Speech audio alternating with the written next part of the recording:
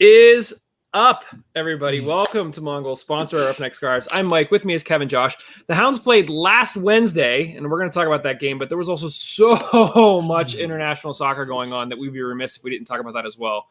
So, guys, first, how was your weekend without Hounds games? I mean, obviously there were other games going on, but Josh, what were you up to this weekend?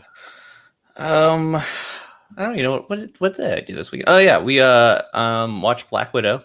Oh, nice. Yeah. I ended up getting it on the Disney Plus, like where you buy it, like you buy it, you don't actually buy it, but you like essentially get it 3 months early on Disney Plus if you pay $30. So I just had a whole bunch of people come over and we all split the cost, so it ended up being like way cheaper than a movie ticket. So nice. That was cool. Did you see that what Disney announced how much money Black Widow made? It was like $270 million on opening weekend, and like 60 mil of that was from Disney Plus. Wow. I mean, I believe it. Like, it was super convenient, and like I have a home theater set up, so it's like, okay, 120-inch screen, and like it's like a movie. It's smaller setting, so just having people over and watching it was essentially the same as going to a movie, except for you just knew everyone in the theater. Yep. Yeah, we did something similar where we watched it at home, and it was just more or less still a little bit paranoid about some of the kids and not being vaccinated. So we were on the fence until the last minute, and then I was like, heck with it. We're just going to do it and watch it at home. But we enjoyed it. Yeah. Kev, what were you up to this weekend? I had my own little Disney Plus excursion, and we watched the critically acclaimed film Mighty Ducks 2, and wonderful. No, I ended up tricking Riley, my wife, into it somehow. We were getting ready for bed, and like Disney Plus was just up because I think we just finished something. And I was like, let's just watch like the first 10 minutes. And next thing we knew, it was like 11:30, and she was like, "How did you get me to watch all of this terrible movie?" Whoa! Did she say terrible? Did she say terrible? Terrible, but in the best way possible, right? Like, it was like we were laughing and poking fun at it. But looking back on it, like those refs in that game were hilarious. Like, people were literally airborne, like headbutting, and they were like, "Nah, it's all good. Like, you can do that." It was terrible in that way. There's the 3 movies, right? They didn't make a 4th. It was just 3. And then we have the TV show now. I honestly, I like all 3 movies. Like, all 3 are like, maybe it's just nostalgia, but I'm like, solid movies. Oh, I mean, growing up as a kid, like, they were legit. Like, you're like, oh yeah, when you see them like rollerblading through the mall and like jumping over the guy in the concrete thing, and like now you're like, nope, that's not dumb. Nope. It's so campy. Well, but like, just being an adult, it just changes your perspective. Like, yeah, when they're like going through the construction workers. Like, now I'm just like, that's just rude. They're just trying to do their job. Bombay drives out onto the ice in the first movie. He's like, just drive out onto the ice. I'm like, that's endangering children, sir. I don't care how well you know the ice. Like, that's not cool. Yeah. Kev, the little, like, let's just watch the first 10 minutes is like the perfect. I do that so many times with the kids where there's something they're like, we don't want to watch this. I'm like, just first 10, 15 minutes. If you don't like it, we can veto it and shut it off. Yeah. And like, before you know it, you're 45 minutes in and they're hooked. And it's like, okay. Suckers. European Union level diplomacy. Well, that's not exactly a segue, but let's talk some soccer, because we have so many games to talk about that we're probably only going to spend a few minutes talking about each. As we go through them, if you guys have thoughts about any of the games that we're going to discuss, let us know in the comments. As you can see behind me, we have a really sweet Pittsburgh Hotspurs jersey. And if you look very closely, which you probably can't see on the stream, they used very cleverly all of the names of the sponsors to make the skyline of Pittsburgh, and Mongols is listed on here. So we're going to be giving this jersey away, and we're going to talk about how later. But guys, first game that we need to talk about is the first game that happened. It feels like it was a lifetime ago. Hounds played the Battery, drew 1-1 after I was going to say it was after a delay. It was not after a delay. It was played early. It started at 4 to avoid any of the rain from the hurricane that came through. I mean, we had talked about going into this game how if the Hounds would have won, it would have been, it seemed like 90% of the games during their stretch they would have won, which would have been fantastic. It would have been great to go out after, I think it was 10 games in 40 days, to go out with a win there before they get a 10-day break. That didn't happen. What are your guys' thoughts of this game? How did you feel after it was over? How do you feel now that, a few days have passed? Is it something that we dwell on a lot? Kev, what are you thinking here? Well, that was a good performance. I mean, I thought we created more chances than Charleston did. I think even the goal that Charleston get, I think we're a bit unlucky. I mean, VTL kind of comes out and throws his body at it, hoping in like the best statistical way that like, I feel like 7 times out of 10, yeah, that body, that ball hits Vitiello's body and goes away from the Charleston player, not towards him. So even at that, I thought Charleston kind of got a lucky bounce for their goal. And apart from that, I can't think of any more significant chances that Charleston had where we created. We had a lot. Yeah, I mean, there was at least 2 goals I can think of that were cleared off the line by a Charleston defender. And it just so happens that we end up scoring probably on arguably one of the least likely chances where, it comes late and Williamson's kind of puts his head down and just, smashes it and is kind of hoping for something and it goes in the top corner. But I thought it was kind of like, this is what I've come to expect with these group of players. Dixon on the ball again is just quality. That midfield is dynamic and knows how to play with each other. And yeah, I mean, like the one touch pass, the quick movement, and just like the setup play to create chances was really fluid and really, yeah, just quick. And that's what's creating our chances this season. And I mean that was the trend that started 6 games ago or so, and we get a hiccup when these players don't play together, and when they come back playing together, we see what we've come to expect now. Yeah, Josh, what were your thoughts on this one? Yeah, I mean, the whole time watching the game, I never thought they were playing badly. It wasn't like I was like, there's been games in the past where it's like, oh man, they're just not showing up. It's even after they went down in goal, they were fighting hard, and I thought they had the better of the play the whole game. It's just a matter of time, it felt like. And when we finally did get that goal, yeah, like I have no complaints about this game. It sucks that we got an early goal against us. I still feel like Vitiello. Wait, was it Video? I'm sorry, I just forgot if it was Video or Leaker. Yeah, it's Vitiello, right? It's Vitiello, yeah. He came out, made himself big, tried to stop it, and it bounced off him, and he, it was a lucky bounce for the guy who scored, and that's what it is. I feel like it would have been a very different feel if it wasn't for that early goal, because I definitely thought we were the better team. So. Yeah, it's hard to be too upset about getting a point away from home. Yeah, it definitely felt like one of those games too, where I was happy that we got the goal late in the game, but it just felt like it was going to be one of those games where we're just knocking on the door all night, and it just wasn't our night. And we've talked a lot of soccer over the past few years, and sometimes that's just the game. It's you could show up and be great and just not catch a break that you need, and that's what it is. And that's sort of what it felt like. I will say that I thought it was interesting. Perez keeps getting playing time basically out on the wing, and Lily brought him and Williamson in late, and they seem to have a bit of a connection. I don't know if it's like the whole like rookie and the team getting used to each other, want to show off. They both have a bit of flair that they like to play with, but it'll be interesting. Lily has a press conference tomorrow that we're going to attend. Might have to ask him about Perez and sort of the mark that he's making. Like I said, we had talked about this, I think, in the last episode, where the feedback from the guys during training camp and preseason was that Perez was this guy to look out for, and we were all expecting him to play higher up the field. But putting him out on wing has given some chances. I mean, he scored just a few games ago against Loudoun from out there. So yeah, we'll have to see. Any other takeaways or thoughts from this one, guys? I mean, I thought, away from home, we make more than double their passes over the course of the entire game. I'm looking just at the general stats of the game right now. I mean, yeah, Charleston complete 276 passes. We create 599, practically 600. Our pass accuracy is up in the mid 80s, which is what you want to see. And I guess I'm just reminded of in seasons gone by, this has not been the case. In seasons gone by, when we hit pass accuracy in the 80s, we'd be really happy. And now it feels pretty regular that we're getting pass accuracy in the mid to high 80s.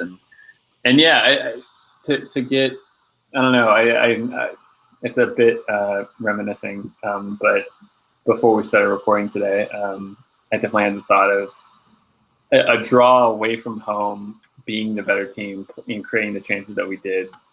This would have felt incredible 3 years ago. We were begging for a draw or win, and now this is standard. I mean, this is the level that we've come to expect as fans, and I think it's I don't know. I don't want to say anything cheesy, but yeah, it's.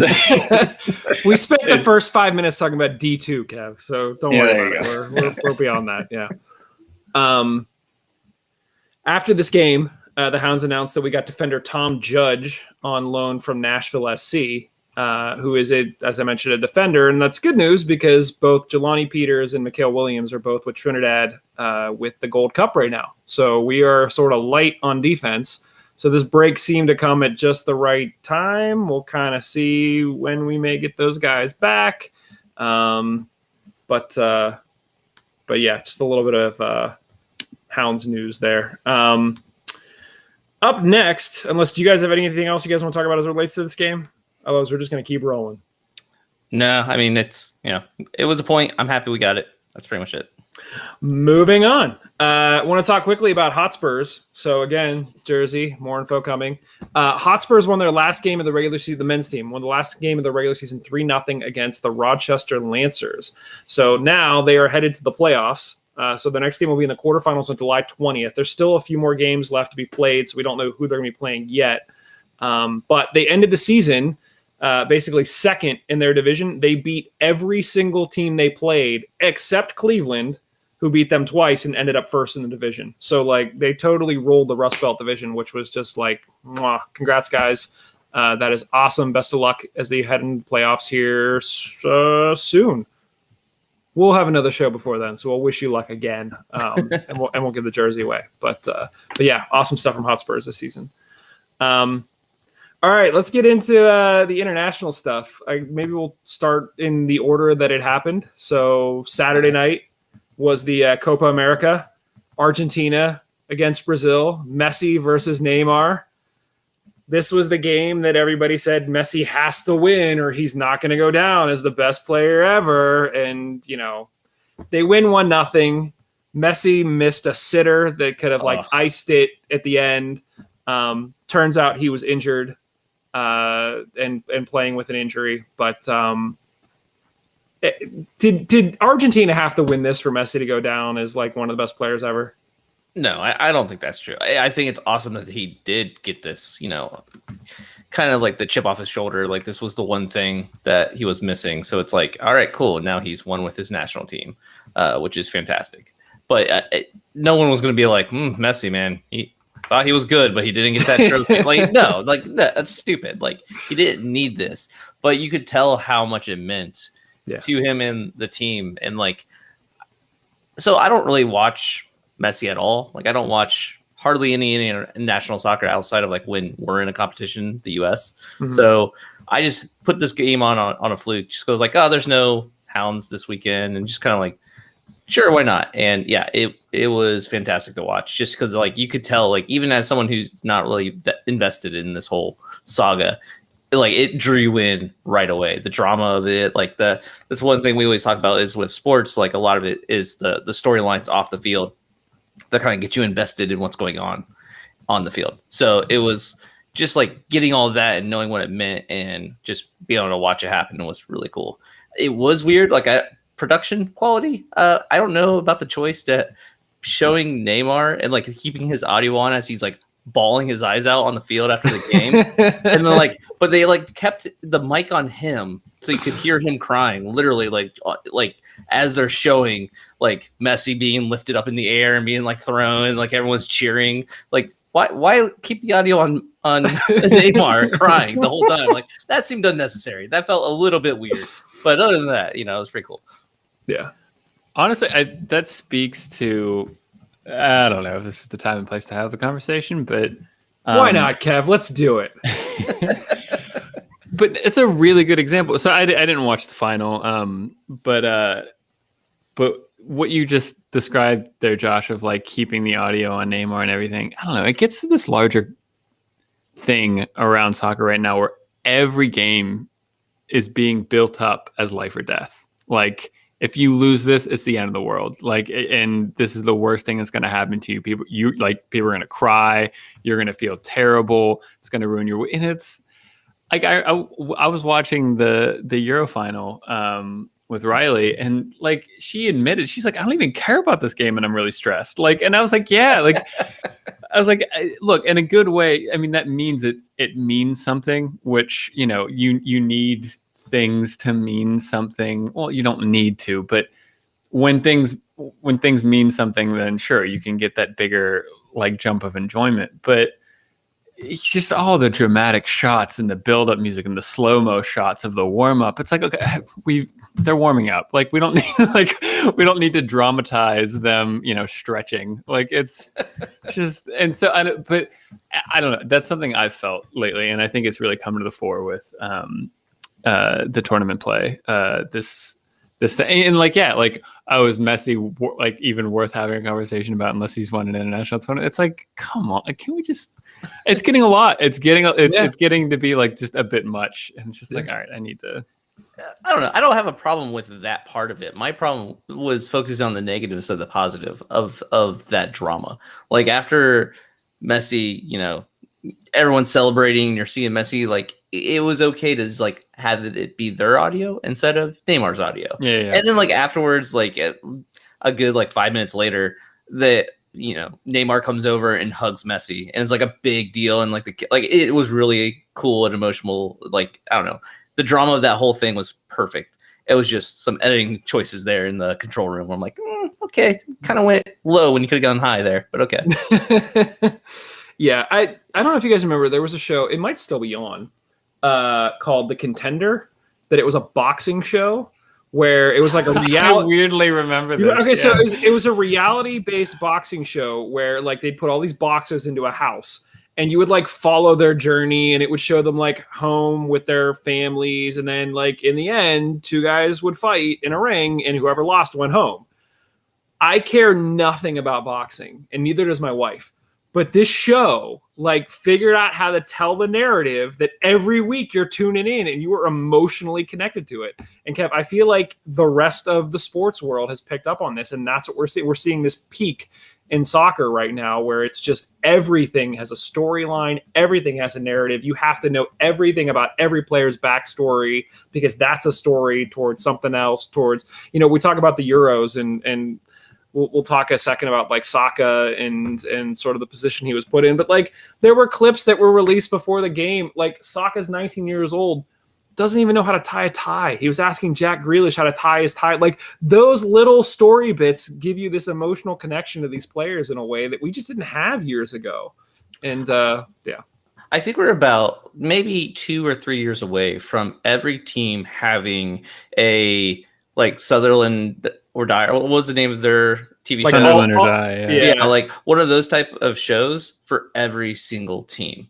Yeah. Like it's going to become a point where it's like the reality show aspect of it is just as hyped as the soccer aspect of it, which I'm not saying is good. Obviously, I do think it is nice sometimes to have the backstories and like just to know why to be invested in something like that's important to kind of get sports to be more than just a soccer game where it's like, okay, cool, they're playing soccer. Like you want to know the history and you want to know the stakes so you better understand and appreciate what's going on in the field.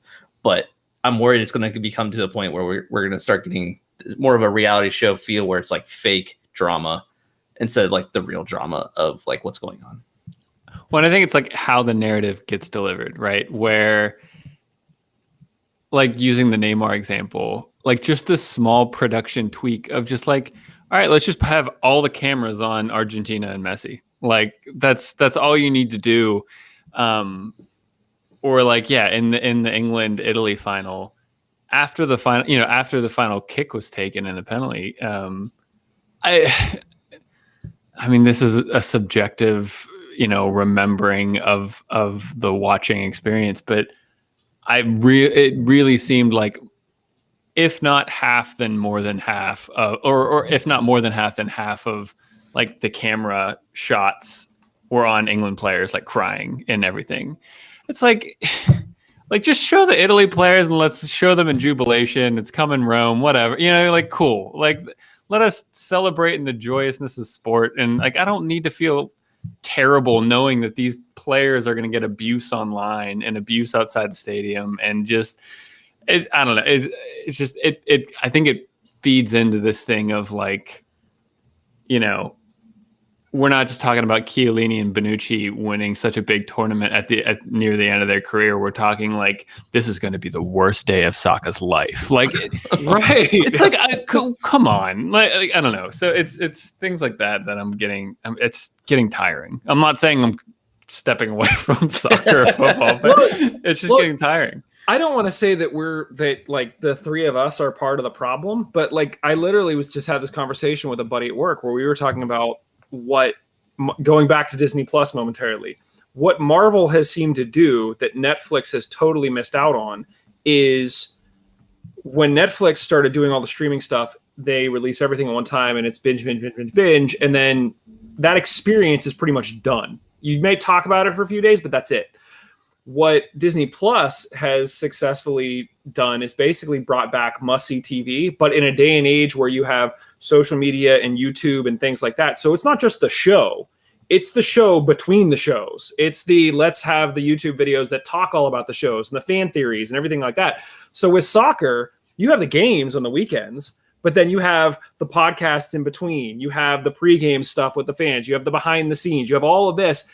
And it's all just like, it's just adding and building towards, it's all money. Like we're not making any money off it, but it's like this bigger and bigger thing of just like, yeah. I mean, like, but this is like, I think England has been doing this a lot longer as far as this with soccer, about the drama in between the games, because like before it wasn't podcasts or streaming shows, it was the papers, like all the rags, the magazines, like having like drama behind the scenes stuff for all the players and the wives, and it's been like this for a long time, especially in England.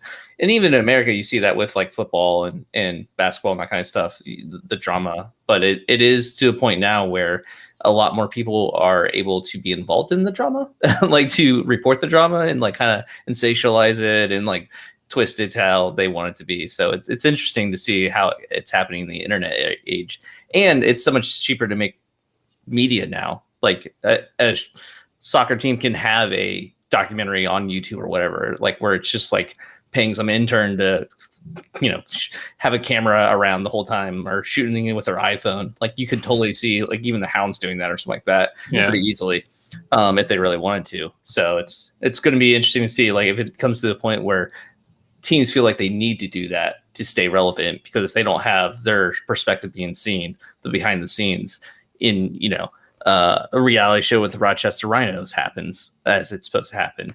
Like if you have that team's going to get more followers, who's going to sell more jerseys because people are going to feel more invested because they understand what's going on behind the scenes. So that becomes the norm. All the teams are going to have to do this in order to stay relevant outside their market if they want to get more sales. So one question, and then we'll sort of circle back and move on. Is all of this good or bad for soccer? Kev? Different. Josh, different. Okay. I think it's probably good for the entertainment industry side of soccer. Like as Josh mentioned, I mean, if you look at it as a purely entertainment product, it just makes sense. Or again, as you were talking about, like the Disney versus the Netflix model of how people interact with this product. I think the more relevant question is this good for like soccer fans or fans? Is it good for like the growth of soccer in America? Sure, why not? And it depends on what you're defining growth as. If you mean growth as more eyeballs, meaning more ad revenue, meaning more resources in the game, probably I would say it's probably good. but from like a fan experience, I don't know. I'm now in my 30s and I'm starting to get like, oh, when I was young, You literally just crossed into your 30s. I know. Like you act like you're so old. I know, but like I'm trying to reminisce and think like, so it's like were the high moments of my fandom when I was 5 years ago, were they as high as they are now, and were the lows like as low as they were now? You know what I mean? Like if that distribution just get wider, or is it still just like, that was a nice game, or like, that wasn't, but oh well, I get to move on with my day. I think the lows are probably lower now, and the highs, I don't think they're as high as they were like when I was 5 years ago as a fan. So to me, in my personal experience, it just seems like the scale has just moved down, and I'm more engaged with the sport now because of everything that we just talked about, because of the fanfare around the narratives, and the soccer industry is getting my time and my eyeballs more now. But I don't know if I'm enjoying the product as much as I was like 5 years ago. How hyped were you when Liverpool won 2 seasons ago, though?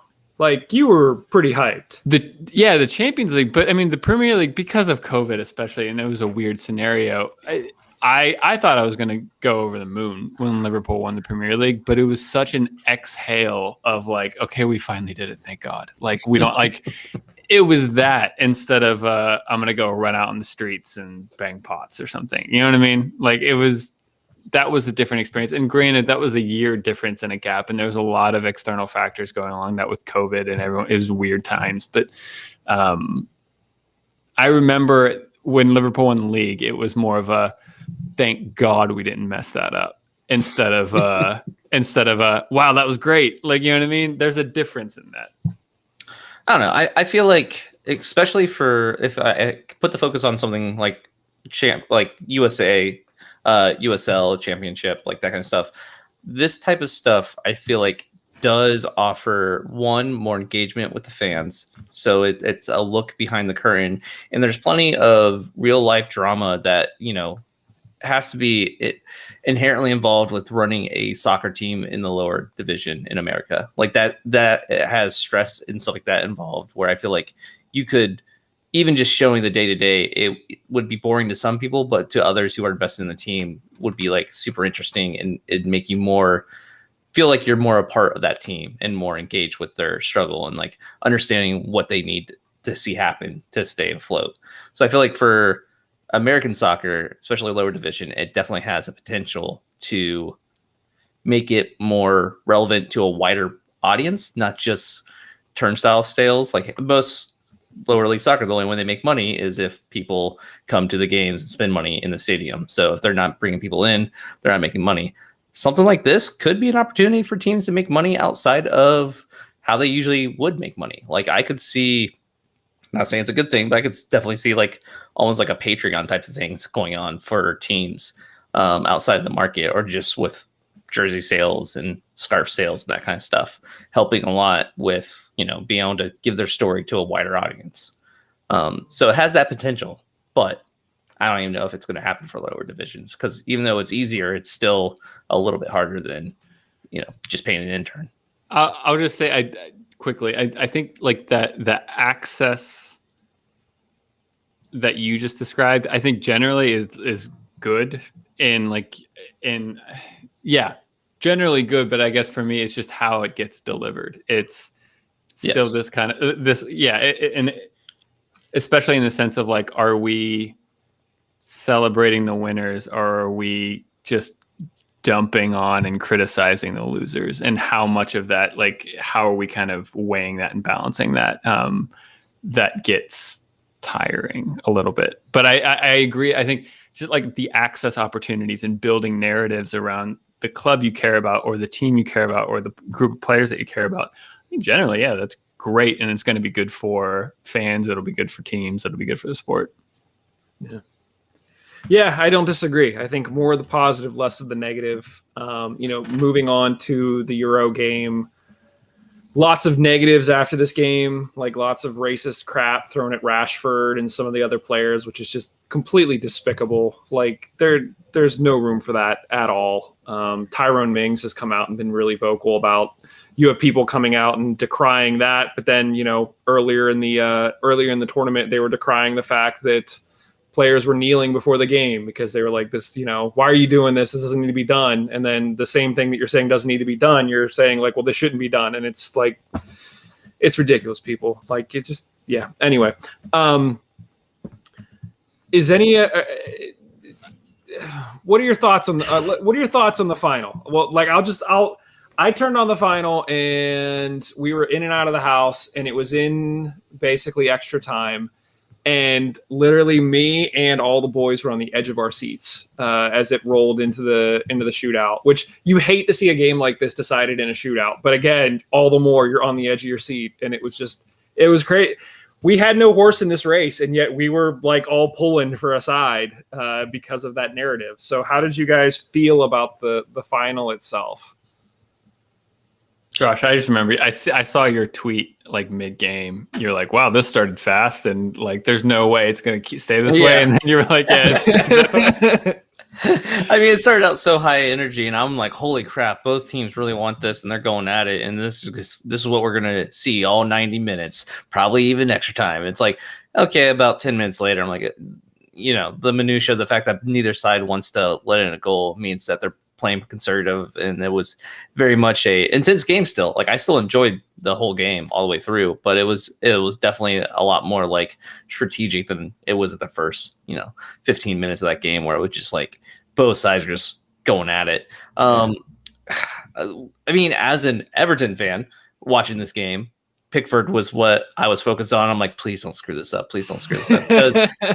Because if he makes one mistake, then suddenly everyone's like, Pickford's the worst, Everton, blah, blah, blah, crappy keeper. Like, we've seen that happen with him in the past. So the fact that he had such a good tournament all around and then blocks 2 in the shootout, I was like, all right, sweet. Can't blame Everton for this, guys. Yeah, Pickford had a hell of a game and, a fantastic showing the whole tournament. So pretty awesome to see that. Yeah, you cannot blame that shootout loss on Pickford. The fact that, like you said, he stopped 2, like, you can't ask for more. Like that's I think I forget what keeper said about, like, you can count on me to stop at least 1 is what you should expect. So, like, I need you guys to be showing up because I'll stop at least 1 of these. Yeah, and Pickford did 2 of them, so nothing wrong with that. Kev, did you? I mean, it sounds like you and Riley both watched the final together. How was that? Oh, it was great. I mean, I thought it was a really good game. I thought it slowed down around like 35, and then the second half felt a lot more like a chess game. That was pieces were just being maneuvered and something was building up and something was going to happen. And finally, Italy get the goal. I thought it was a really good final. I thought it was a really good tournament in general. I'd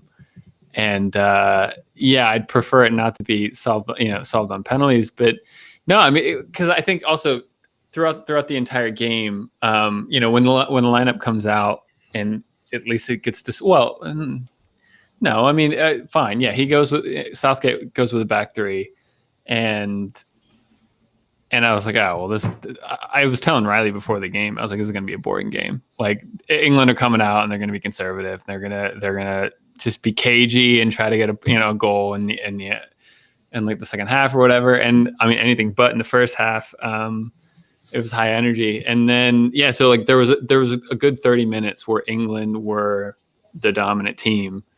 And things swing back over, and by the time the start in the middle of the second half, Italy were clearly the dominant team, and were creating a lot more chances than England. And so when you have 2 really good teams who are in good form in a final, and you have things kind of swing back and forth like that, I mean, that's really exciting.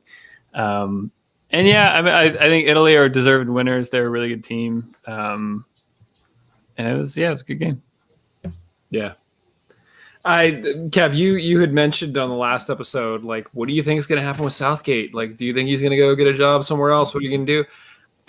over the course of this tournament, I've learned I'm not a fan of Southgate. Like, I feel like he made too many personal choices and tried to sell them off as not being personal. This coming from a guy who supports Jack Grealish at Aston Villa, and like the fact is, I was wondering, I was like, where is this coming from? The fact that he like subs Grealish on and then 30 minutes takes him back off again, and like Grealish is in here for the final, and when you look at Southgate telling the players who's going to take PKs, he had Grealish listed as 8th behind Pickford. He was going to have Pickford kick before Grealish, and it was like. And then you have all these pundits coming out after the fact, like Grealish how could Grealish let Saka, take that last kick? It should have been him. Like, it's his fault. And it's like, no, this is all Southgate's doing. Why would you put a 19-year-old? I don't know about that. Like, because you don't put a 19-year-old. You do not put a 19-year-old as the final pick. I agree with. I think there you can be the adult in the room and say, look, I appreciate any confidence that you're showing right now, but I'm taking this decision out of your hands, and I'm not going to let you be. Short of that, though, I've heard. No. I'm not saying. I know. Just really quick, I've heard stories and scenarios where, depending on the team, depending on the manager, a very legitimate, valid way to kind of roll out a penalty scenario is you just look everyone in the eye and see who's crapping themselves and who's confident. And it's really like, who fancies taking a penalty? Like, and it's really as simple as that. So, and some players are better at taking pens than others. So I don't know, like it could, like in that scenario, cause I don't know how England want to pick it. Maybe Southgate is purely authoritarian and saying, no, I'm making every decision. I don't care about any input from the player. But it could have been that not be. Just to give you some background, as they were rolling down the end time, obviously they put in Rashford and Sancho at the end in the hopes that, let's get their penalty takers on. They get them on. And then you see Southgate there with his little notebook and his list with his assistant as the game's winding down.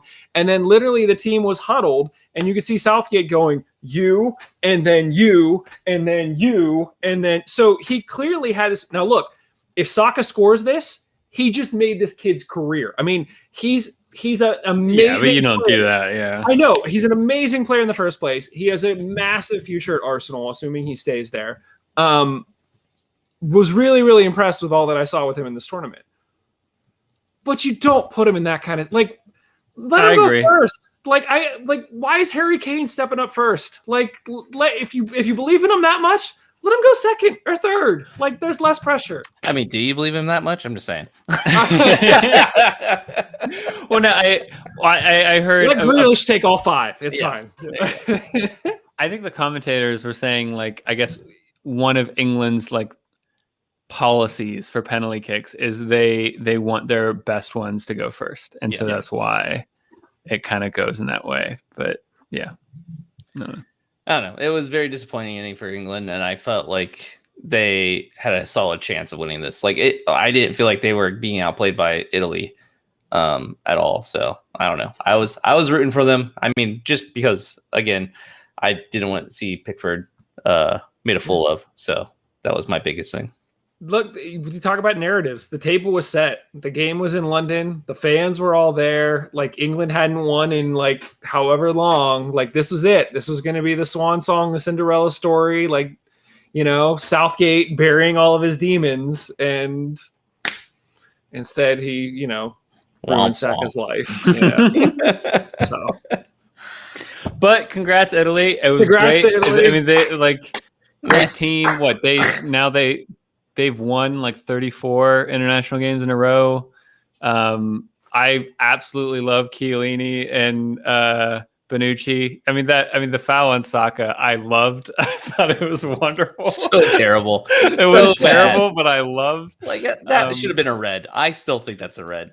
You can't just pull someone down from the freaking collar and just. It was cartoonish how insanely blatant it was. Kevin is so giddy right now. I loved it. Loved it. The one guy that I work with who grew up in England, I had a meeting with him today, and I was just like, hey man, and like, as we left, he was like, arrivederci, like he's just like full Italy now because his spirits were just snapped in half. So you feel bad for them, but at the same time, I think you just be like, well, tough, like get over it. We support the USA, so we know your pain. And to focus on the positive narratives of the outcome. It's nice for like two of Italy's best ever center backs in Chiellini and Bonucci, teammates at Juventus, 34 and 36 years old, in a team that really doesn't have the star power of years gone by. A lot of that falls with England, a lot of it falls with like France and Belgium. For them to kind of lead their team into Euro final, I think it's great. Yeah. You just killed my transition. I was going to roll over to. It's fine. You're good. Sorry. You're good. It's all right. You're good. Gold Cup kicked off as well, which we sort of went from the super highs of the Euros to the Gold Cup with a USA team that beat Haiti 1-0.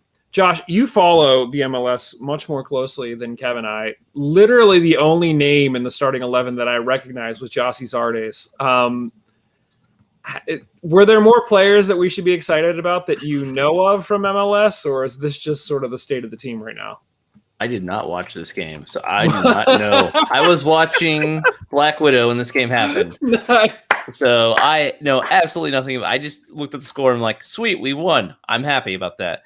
But yeah, I have to look at the lineup, but yeah. I mean, but let's get into the bigger narrative here. And Kev, you could sort of chime in on this as well. So the U.S. men's national team won the Nations League final against Mexico basically a month ago with a completely different roster filled with guys that all play in Europe.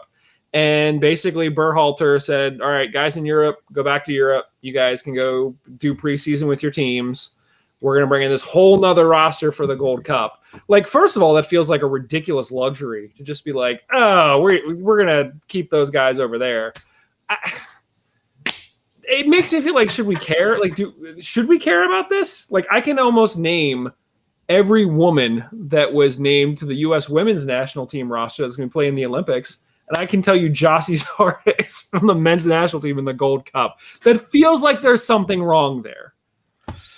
I mean, they got the job done. So, I mean, that's all they needed to do. I mean, do you have to bring out your A squad for this game? Probably not.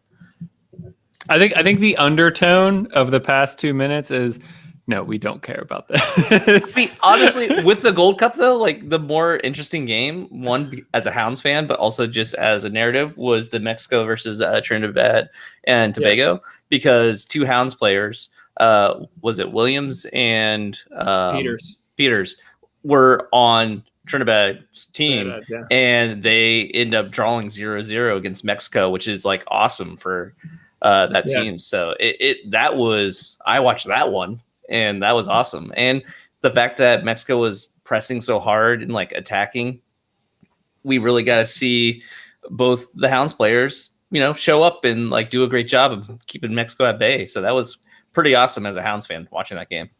Yeah. No, I agree 100%. And I guess that just gets back to like, we have all of this international excitement and it comes back to our own nation is playing and we're like, whatever. I was more local and watching the Hounds instead of like the Hounds players that were in the international play. So yeah, that's where my focus was on. The men's team are back in action on Thursday against Martinique and then Canada on Sunday. So we'll see if we feel any different as the week rolls on about whether or not we should watch this or, guys, honestly, I've been more hooked on what's been going on in Europe in the off season. And now that Euros are over, like the crazy signing spree of teams trying to snatch up as many players as they can. I just figured that I would ask before we transition here to talk about the Hounds upcoming game this weekend.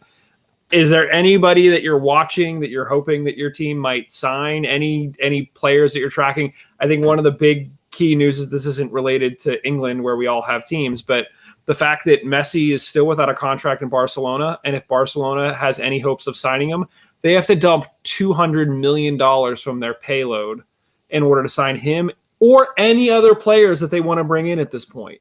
So like they are in dire straits, and there is a very good chance that Messi does not end up playing for Barcelona because La Liga said enough is enough. You cannot be spending this much on players anymore. So like if Messi becomes a free agent, what happens there? I mean, Messi the Hounds, obviously. Logical conclusion. Obviously. Just, like for a second, just think about that. Though. Like, no, I will not. No, I know. Like, come on, it's like instantly. Drogba played for Phoenix. Would we ever like lose a game again? Like, because I think Messi could probably single-handedly score like 3 or 4 goals a game. Easily. No, here's what happens because it's such a low level of play. Messi goes on for one game. Some jerk on another team who's like trying to like, I get to play against Messi, ends up breaking his leg because he doesn't know what the heck he's doing and gets overexcited. And then Messi's career is completely over because he played in some like, second division US team. Watch yourself, Josh. Yeah, I know. But I'm just saying, like, you don't let Messi play on any USL side. And he wouldn't play on turf anyway, so it doesn't matter. Well, that's true, exactly. So it's like Drogba. When Drogba played for Phoenix, he just didn't play on turf. But yeah, so I don't know if you guys have any thoughts on Messi or if there's anybody you're keeping an eye out for that you really hope that either Liverpool or Everton sign, or hope that somebody ends up somewhere. What are your thoughts on the crazy transfer season? I mean, 2 quick caveats before I talk about it. Once again, we all need to be conscious of like the economic field in the wake and the shadow of the European Super League. Like all of us want it,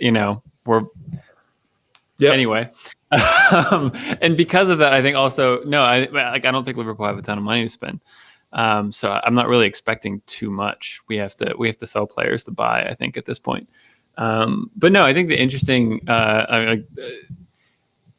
with a summer European tournament happening, usually you get a few teams, spending more money than they probably should be to buy like the sexy players of the tournament, right? Like, so like I wonder, like, is someone going to pay 45 million for Patrick Schick, who just scored a bucket of goals for, what was it, Czechoslovakia, right? Or Czech Republic, not Czechoslovakia. Geez, I probably just angered a lot of people. Czech Republic, and or that one guy from Denmark who simultaneously looks 13 and 30. Like he's like has the baby face, but like a receding hairline, and just I think he scored the free kick against England to put him up. But no, I mean, so yeah, I think there are some players that kind of emerge from the European tournament that people could end up kind of taking a punt on. But no, I'm not too aware of the current, like, I know like what Holland and Mbappe, maybe not this year, but in a year could be moving somewhere, and they're the next generation's Ronaldo and Messi. So yeah, I don't know about this year. And I think everyone's still trying to figure out valuations at this point in the current state of everything, right? Because we have that just about 2 or 3 years ago, everything just skyrocketed as far as prices are concerned. And it seems like everything's cooling off now. Barcelona, the one city on a hill, they don't have money. Like, so if you let's take the example of like Mo Salah, right? The classic trajectory for him would be, okay, yeah, he scored a bunch of goals for Liverpool, won a Premier League title, won a Champions League, won a Golden Boot. Okay, now you get your move to Real Madrid or Barcelona, or and Real Madrid are having their own issues. Barcelona definitely don't have the money, and so it's like, all right, where do you go? Like, if you really want to get that payday, okay, maybe PSG, but they're signing a buttload of players. They've got Sergio Ramos too. So yeah, the kind of rich landscape of clubs right now is. It's different, and valuations are changing. So yeah, it's an interesting summer for transfers. I'm ready for the bubble to pop. Like I really want to see players not being paid so absorbent prices. Like it has to end sometime, because it's becoming to the point where it's like, okay, I guess you can only go to 3 clubs, and even those 3 clubs are now like, oh, we're kind of hurting for money actually. Yeah. So, yeah. I mean, I just had this conversation. I can't remember if it was with you guys. If it was, just tell me we had this conversation. But I think it was with somebody at work. where you look at the heyday of Barcelona, whether it was 10 years ago when Pep was still there, that team was not made of, multi-jillion dollar superstars. That at one point they fielded 11 starters that all came through their academy program. And then basically they got so big and they were so popular that you then become chasing like, well, what's the next thing? So then you go out and you start buying Neymar and you buy Suarez and you start buying all of these people. Dembele, Coutinho, Griezmann. Exactly. And so it just becomes this game of like, how do you stay on top? Well, you got to keep spending money. Well, now all of these players that you were developing through La Masia they're like fading away, or they have to find somewhere else to play. And now Josh, to your point, their bubble is popped. And like they don't have any of these players coming through anymore. And they can't afford to buy big players. And Pedri looks incredible, but but like, are we in a state where having a super club for that's dominant in the way that Barcelona was dominant for that stretch of a few years, is that just not achievable anymore unless you're a Man City and you could spend a gajillion dollars every single season to buy whoever you want? Like, people are feeling bad for City because they might not be able to afford Grealish. And seriously, is that a narrative? Kane. People are feeling bad for City. It's like, oh, this might be it's going to be like 250 million. I don't know, for two players. And it's like, you just won the league last year. And you want to go out and spend 250 on two players, and they have to, or they can't compete? Since Guardiola was there, I think they spent like 400 million on right backs. No, on right backs. Like, listen, I think that Pep is amazing, but there's also this whole narrative of like, he keeps going to big clubs with deep pockets and just buys whoever the heck he wants. And like, you give some of these other coaches that same sort of piggy bank, and like, who knows what they could do? But sorry, that feels a little ranty. To your question, I don't think it's going to even out anymore. I think if anything, the what's the word? It's not separation, but like the splitting, the separation of ultra rich clubs and middling clubs. I think the gap's only going to get wider. Yeah, like the golf is just getting larger and larger, and it's just it's very possible. I just don't want to see a situation where EPL becomes just like some of the other leagues where it's like you have two good teams and everyone else is just meh. And it's like, okay, well, I guess you're only watching it for those two clubs, and that's it. Like, see, but I'm really fascinated in that though, because I would argue it is that way, except it's not 2, it's 6. Well, yeah, in England it's 6, which at least it's like, getting close. It's not half the league, but it's still a lot better than, Right. But I mean, in a lot of these other leagues, Spain, France. Oh, and like Spain, France. Okay, so Italy got shaken up this year, and Juve really dropped out of it. Germany, and that's just the big. I mean, when you look at Croatia, Switzerland, like Hungary, and like they have one team that have won for the past like 15 years, and so like the Champions League model and the European model keeps giving money to these teams and allows them to just keep separating themselves. There's so much money in European competitions now.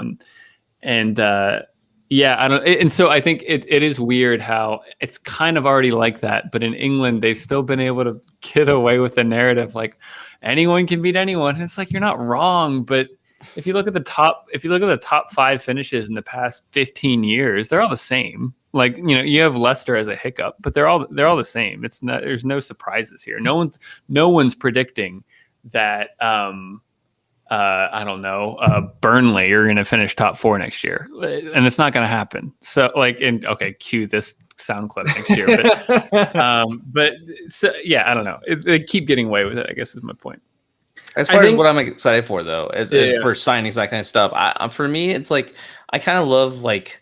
It's like the hopeless romantic part of like the Tom Davies and that kind of stuff, like a academy or like a kid from the academy coming up and making a mark. I'm not saying like I want to see, academy kid suddenly become the star player of Everton or something like that, because I don't think that's likely or even conceivable. But at least a solid player who makes the first squad a lot. Like I want to see more of those situations, because it's kind of like harkens back to an older time as far as like watching clubs, with academies and bringing the academy kids up and making a difference and being able to play for a team that you've been playing for your whole life, and like what that means to these players is awesome. So it's a little bit more of the fantasy story line going on, but it's just more fun in my opinion. I mean, Everton is Tom Davies, right?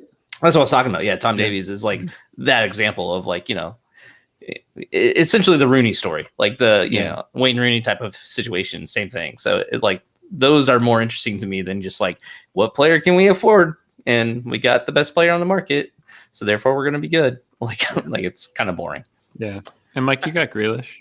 Well, yeah, I mean, Villa has Grealish. I mean, I'm hyped because it sounds like Villa are going to try to spend some money this offseason. They already got Emi Buendia, which I think is going to make a huge difference. But Josh, to your point, there's a number of youngsters that are coming up that are really promising. Aaron Ramsey came up last year, and like he's looking promising. Carney Chukwuemeka is supposed Aaron to Ramsey? be, yeah. Or Jacob Ramsey. Jacob Ramsey came up. I was like, his brother Aaron Aaron, like a 30-year-old Welsh guy. No, his brother Aaron Ramsey is coming up. He's been training with the first team as well. They both have been. But there's all this talk of like, Aston Villa trying to go out and get Emmy Smith Rowe from Arsenal, and it's like, well, yeah, that would be an amazing signing. But then what happens to like a Chukwuemeka? Like, where does he fit into this? And like giving opportunities for some of those young players. The deep cuts of a middle to lower end Premier League team. No one knows. Okay. They're going to be playing in Europe next year. Just wait. It's going to happen. I think the one thing that encourages me, and we need to move on because this is going to be a really long show. I think the one thing that encourages me is teams like Arsenal and teams like Tottenham, where these are historic teams that have deep pockets, and I think they're realizing that they can't just buy their way out of anything. I mean, I'm not convinced that Tottenham is going to be any better this year than they were last year, especially if Kane insists on leaving. Arteta is trying to spend all the money in the world to completely revamp the team from top to bottom after they're out of Europe this year. They ended up 8th last season. So there's hope, I mean, for some of these other teams. But Kev, to your point, I do think that there's enough money in some of these larger institutions. I mean, not counting City, but you talk about Liverpool, United, where it's just they're going to go buy their Sanchos and, try to get their Kanes. And I think that's the sickening part is like, you're so good and you just go out every year and you're like, no, I'm going to go steal the best player from that team and that team because we, air quotes, need them. And it's like, no, you don't. You're fine. Okay. All right. Moving on quickly. Hey guys, there's a Hounds game this weekend. we spent an entire Hounds show not talking about Hounds, but that's all right. We play Loudoun at home on Saturday night, 7 p.m. Last time we played Loudoun, Kev, I think you were like, you got to beat Loudoun, right? Because they were on like a 6-game losing streak. I know. Respect Loudoun. Yeah. That was me. I'm the one that said, like, you have to beat Loudoun. Like, what are you doing? We lost 2-1. Now, granted, it was, there was a massive rain delay and there were a lot of things, but no excuses. You don't lose 2-1 to Loudoun.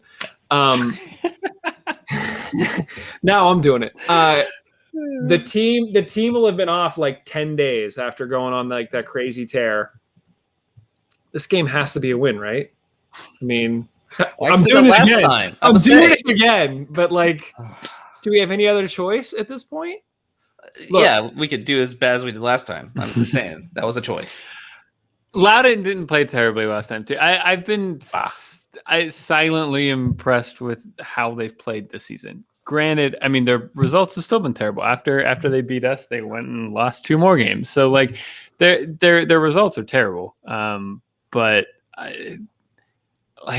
from the 2 times we played them, their performance levels don't match their results that I'm seeing on Google. But I mean, I think the best, most encouraging thing is we have the 10 days off, i.e. we're going to play the players that we want to play. And, the Dixon, Cicerone, Dikwa, maybe Dikwa in or out with someone else, Forbes, Griffin, probably Wharton. And then, you can do some stuff with the defense, especially for like wing-back scenarios. But if all those players play, we're going to create chances and that's going to, I'd say, if I'm betting on the game, there's a 70% chance to say that the Hounds win this game. I'd put it even higher. Like I feel like the Hounds can absolutely and should absolutely win this game with the rested players, with the fact that it's loud and I know they've played decently okay, I guess, even though they are not showing that in the standings. There's no excuse to lose this game. Like at home with the rested legs, like this is a game that you need to win these games if you want to actually compete, because these are the games you can't just like let slide and lose points on, because points matter. So I would be very upset if they lost this game. Yeah, I feel like we're through that stretch of that crazy 10 games in 40 days or whatever it was. And now there's no excuse. You get 10 days off, and basically we're playing every like once a week from here on out for the next at least few weeks. So you get to play your preferred team against a team that's below you in the table, and you're at home. Like, yeah, you got to win this game. So granted, we say that about every game because we're just those crazy optimistic Hounds fans, but I don't feel like it's being optimistic to say you should beat the worst team in your conference. Like I honestly don't. I feel like that's fine to set that expectation that the team that is the worst in your division is a team you should beat. Like that seems okay to say. Fair. That's fair. It also feels, short of Hartford, it's also nice to see the teams around us in the table starting to catch up in games. Tampa still has 2 games on us and are 3 points ahead, which is not great. But Miami is equal with games played with us. Charlotte's only 1 behind. Red Bulls are equal with us, and so yeah, Hartford still have 4 games in hand on us, which is not good. But I think before last time we recorded, I remember that being a kind of a sticking point. And it feels a little unnerving when a bunch of teams around you have games in hand, but at least that's starting to slowly change. Yeah. All right. So we're all predicting wins here. Let us know what you think. Guys, before we get out of here, we got to figure out how we're going to give away not only this sweet, sweet jersey, but we also have a Hotspurs hat to give away. And we'll throw in the mask with the hat as well. So I think what we're going to do is this. For those who are listening and for those who are here with us live, I think next week what we will do is show up live and submit a comment. And if you submit a comment, you will automatically be entered to win let's say the jersey. We'll give the jersey away on next week's show. Yeah, we'll go big. Let's go big. Let's do it. So spread the word. If you want, these things are super comfortable. I have one for myself. They look awesome. I could take it down. They are super, super cool. You got the cool bridge on the back. It has the WPSL logo on one side for the women's team, and you have the NPSL logo on the other side for the men's team. Yeah, man, super, super sweet jerseys. I'm not gonna be able to hang this back up again. What size, Michael? They are larges, adult larges. So this whole thing's gonna come. If you could only see this, it's all gonna come down on me right now. I was waiting for it. It's a little sketchy. This is an audio medium, Michael. You have to describe what was sketchy. I'm sorry. I was trying to hang the shirt back up behind me, and I hung it on the rack where all my scarves are hung, and now the whole thing's going to just come crashing down. So we need to wrap this thing up. So anyway, be here next Monday, 7:30 p.m. Join us live. Submit a comment. You will automatically be entered in to win the jersey. We will ship it to you, and it's yours. It's awesome. And then we'll have to figure out some way to give away the hat and the mask. So if you guys have thoughts on submit reasons why we should give you the hat and mask. Maybe that's what we'll do. Go on Twitter or come to the thing and just tell us why you deserve a free hat and a mask from Hotspurs. And best one gets it. So make them funny. Make us laugh. We can read some of them on air. Michael on his throne of scarves is like, That's just right. make me laugh. That's right. Jester. Let's go. Let's go. Make us laugh. It'll be fun. Look, here's what I think. It doesn't take much to make us laugh. So if we're laughing, hopefully everybody else is laughing as well, and we all have a good time. So cheer everybody up. Guys, anything else? Anything else before we get out of here? sucks not having the Hounds play in a week. I'm not gonna lie. It's Yeah. you know, it really throws off my whole week. I'm like, oh man, what am I supposed to do? Yeah. It was weird. I mean, we just talked about I don't know how many games that happened this weekend, but it still felt like something was missing. It was odd. So all right. Well, thank you everybody for sticking around. Quick shout out. It looked like Kevin, our cousin Denny in Florida, was on for a while. Might still be on. So Denny. Hey Denny, if you're here, good to have you. Even though I know you're not a Hounds fan. That's why he didn't say hi to me. He That's said, right. hi, Yeah. Michael and Kevin. I'm like, oh, who's this schmuck not saying hi to me? Oh, what am I, chopped liver? All right, Yeah. fine. Yeah, That makes sense. so, It's okay now. So yeah, and thank you everybody who's always here and communicating. I didn't put any messages up on screen, but we do get to see them, and we talk about them, and we appreciate you guys being here. And like we said, next week, that sort of stuff could get you a sweet kit. So thank you everybody for joining us this week. Make sure you head to mongols.com, click on support the show to become a Patreon follower. This is your weekly reminder that Black Lives Matter. You know, we talked about everything that went on at the Euros. This is not a problem that's going away anytime soon. Tomorrow, the USL is going to be dropping more of the sweet jerseys that they worked in partner with to get for both Championship and League One in support of the Black Lives Matter movement. So make sure that you go and check those out. Thanks to Roughneck Scarves, official scarf. Oh, hold on. Wait, I completely forgot the whole graphic thing. I'm way off my game here, guys. I didn't put up a new table. This is just, okay, here we go. And we're back. All right. Thanks to our sponsor, Roughneck Scarves, official scarf supplier to MLS, USL, and US Soccer. Custom scarves for your group or team at roughneckscarves.com. Tired of the same old cookie cutter templates from Nike and Adidas? Looking for a unique, completely custom kit for your youth club, Sunday league squad, adult, or even pro team? Icarus FC can help you create the kit of your dreams at an affordable price. Let them help you design your new custom kit today at IcarusFC.com. Looking for more great USL news? Head over to bgn.fm, where we've now got over 100 fans that are running and podcasting about the beautiful game. Great features that go up on the site every single week. Go check them out at bgn.fm. Otherwise, thank you, everybody. We will talk to you very, very soon. Ciao. Later.